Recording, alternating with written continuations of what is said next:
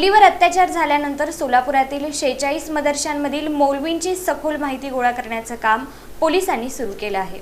सोलापुरातील MIDC police ठाण्याच्या हद्दीत एका मौलवीनं अल्पवयीन मुलीशी अश्लील चाळे केल्याचा धक्कादायक प्रकार समोर आल्यानंतर पोलिसांनी त्याला तात्काळ अटक केली।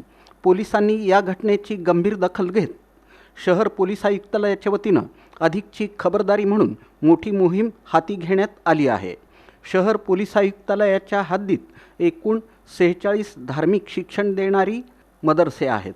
तिथं धार्मिक शिक्षण देणाऱ्या सर्व मौलवींची सखोल माहिती गोळा करण्याचं काम पोलिसांच्या गोपनीय विभागाकडून युद्धपातळीवर सुरू करण्यात आलं आहे। या मोहिमेत हे मौलवी नेमके कुठून आले आहेत, त्यांचं मूळ राज्य कोणतं, ते किती वर्षांपासून सोलापुरात वास्तव्यास आहेत आणि सर्वात महत्त्वाचं म्हणजे त्यांच्यावर यापूर्वी काही महिलाविषयक गुन्हे दाखल आहेत का, या सर्व बाबींची सखोल माहिती आता त्या पोलीस ठाणे स्तरावर गोपनीय विभागाकडून घेतली जात आहे। त्यामुळं शहरातील प्रत्येक मौलवीचं रेकॉर्ड पोलिसांकडे तयार केलं जाणार आहे।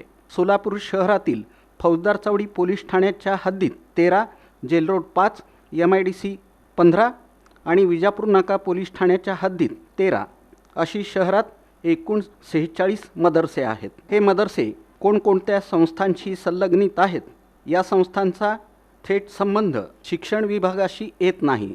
त्यामुळे शिक्षण विभागापेक्षा पोलिसांनी याकडे जास्त लक्ष दिलं आहे। या सर्व मदरशांमध्ये धार्मिक शिक्षण घेणाऱ्या मुलींशी आता दामिनी पथकाच्या माध्यमातून थेट संवाद साधला जाणार आहे। त्या पोलीस ठाण्यातील दामिनी पथक संबंधित मदरशांमध्ये धार्मिक शिक्षण दिलं जाणाऱ्या वेळेत प्रत्यक्ष जाऊन प्रत्येक मुलीशी संवाद साधणार आहे। या निर्णयाची अंमलबजावणी प्रत्यक्षात सुरू झाली आहे।